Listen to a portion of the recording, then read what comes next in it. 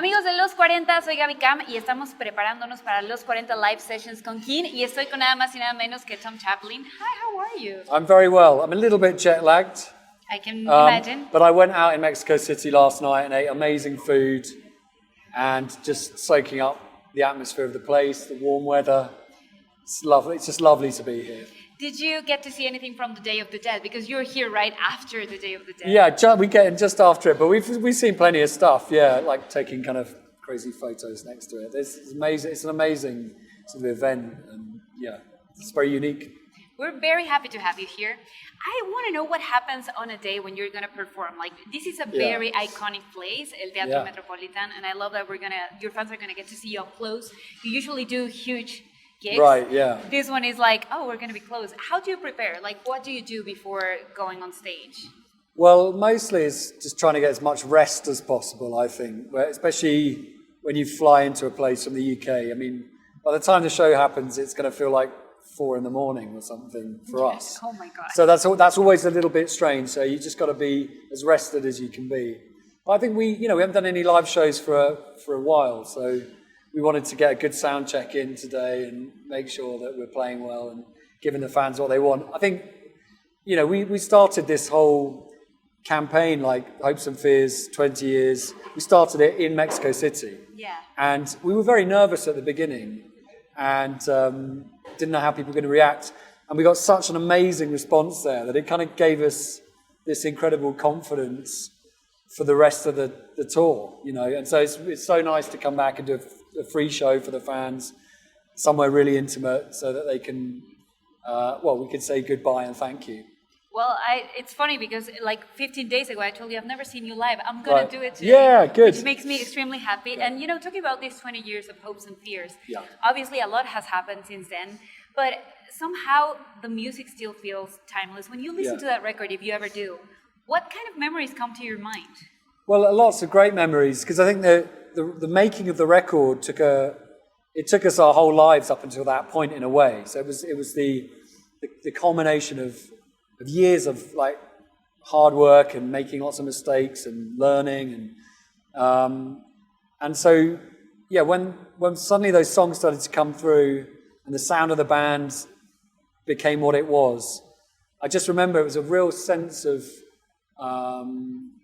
partly relief but excitement that we kind of created this thing that we knew was good, and it was after many years of trial and error. So and then everything that the album gave us, like the chance to tour the world, to just even release records, to play big shows, it just unlocked a door and changed our lives forever. So I always think of it very fondly. I'm very grateful to Hopes and Fears.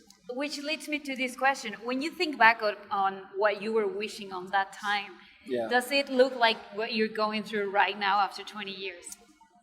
Ooh, life is very different now. And as you get older, we've all got families. The pace of life changes. The stuff that you write about, the stuff that inspires you becomes different. So, we're in a different space. I think the great thing about now is that when you're a bit older, if you still have the great opportunity to do what we do, and there's still fans out there, you respect it even more and cherish it. So these shows and just the opportunity to play for people, we know how special that is. And now, instead of like it just being a gig, we stand there on the stage, we look out, we absorb it, we look into the eyes of the fans, and we realize how lucky we are to do it. So that's the big difference for me, I think. It's kind of crazy how, people is never going to forget the night that they're going to go through tonight. Yeah. And you tour everywhere, and it's like the same reaction. It's kind of crazy, isn't it? Do you get like feedback from fans every now and then, like, you changed my life that one night you probably don't remember? We do. And what I love about coming here in Latin America overall is that the fans they all camp outside the hotels. Yep. But they all write like lovely notes. And so you're always getting kind of letters and that more direct sort of response to what you do. And it's very sweet, We're very honoured that our music sort of makes a difference in people's lives. And it's not really why we write it, but it's, you know, it's a wonderful kind of extra bonus that you get for doing it. It's crazy. I cannot explain how my social media has been blowing up since Right. we announced that we had this. I'm like, I don't know the guy, and I don't know them. I've just spoken to them on Zoom. Yeah. Well, I know you now. Yeah. I'm 1 degree of separation from you fans. But you know, what I love is that you told me last time we talked about this. You told me about Live from Mexico City. Yeah. You told me that was kind of like risky because you guys haven't played for a while. Do you think you may want to re-record some songs today?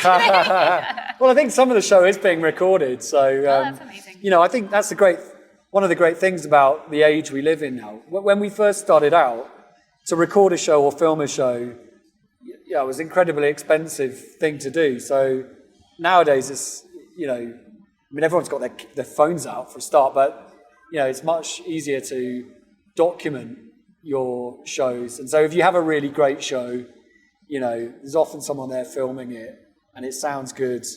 And it's like, yeah, so we've got lots of bits and bobs from over the years that we can look back fondly on. Do you ever look at those shows? Like, do you ever watch them yourself? I find it hard to watch myself. No, I mean, if like I was more, to your voice yeah, notes, yeah, isn't it? exactly. It's like my voice is horrible. Yeah, I mean, if we were more professional, we probably would like study the shows and see where we could improve and stuff. But I find it too much of a cringe watching myself. Yeah, same, brother. Thank you so much for stopping by. And is there anything you want to tell your fans, because they are really looking forward to seeing you? Well, you know, thank you for the love and support that you've given us. And yeah, it's very fitting we're back here in Mexico City to say, you know, for one last time, thank you and goodbye from the Hopes and Fears 20 Years Tour. Does that make you sad at all? In a way, it makes me a bit sad, but I mean, I think we're always Moving looking on. forward to the next thing, and we've got lots of exciting stuff coming up. So, in a way, yeah, I'm just looking forward to life moving on. Mucho más viene para KEANE, así que no se preocupen. Tom Chaplin en los 40.